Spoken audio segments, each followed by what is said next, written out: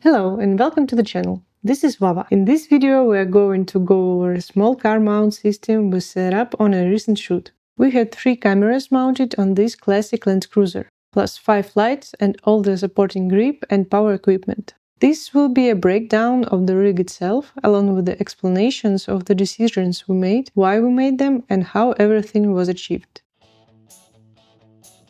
With any rig, the most important part is starting with a strong base. In this case, we used several trusses as our foundation. We had 2 long trusses running along the length of the car, one across the back and speed rail at the front to hang lights on the sides. Here are the trusses. We attached them to the roof rack using ratchet straps. This is one of the most reliable and secure ways to attach metal to a vehicle. Since the roof rack on this car is very strong, we simply strap the trusses down, and once tightened, they don't move at all. The next step was adding this section using pipe couplers.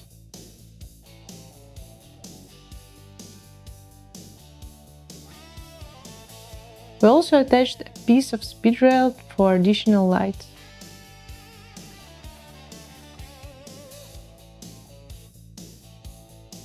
Another structural element was a pair of short truss pieces mounted to the passenger and driver doors.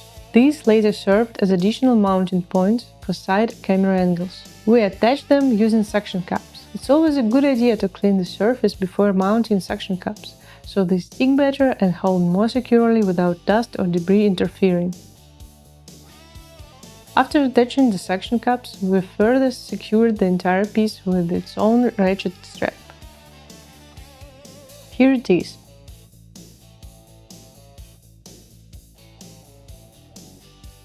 We also added soft foam padding to the door edges to protect the car paint, since these kinds of mounts can easily cause scratches or damage. Next, let's move on to the light. We had 2 apertures 600Cs in the back and 1 aperture 80C. The 600s were hung using simple C-clamps, secured with safety chains. The aperture 80C was mounted in the back using Metallini clamps, grip heads and grip arms. Very basic grip work. In the front we had 2 Nanlite 240Bs. Here they are. They are mounted directly onto the speed rail and additionally secured to the 4x8 frame above the windshield. This light has plenty of mounting points. In our case, we used one in the middle and one in the corner. You always want at least 2 attachment points for most things.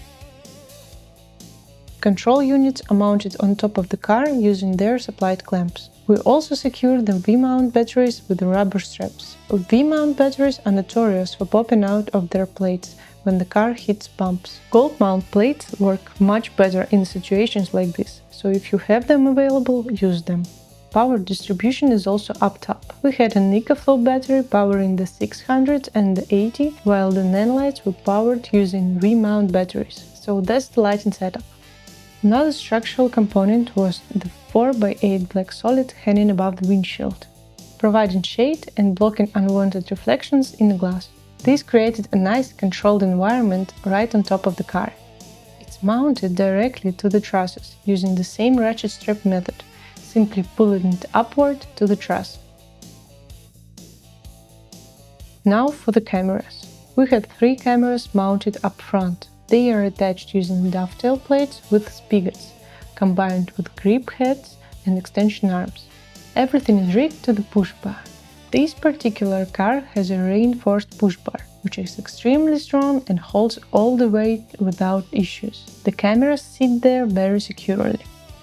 It's not the fastest system if you need to make quick adjustments, but it gets the job done. Triangulation is also important. Each camera is additionally connected to the truss above using a separate extension arm, giving every camera multiple contact points.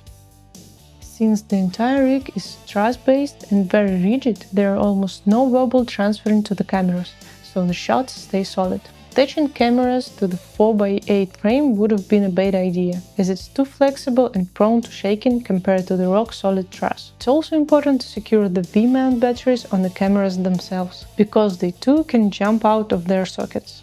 So that's basically it for this video.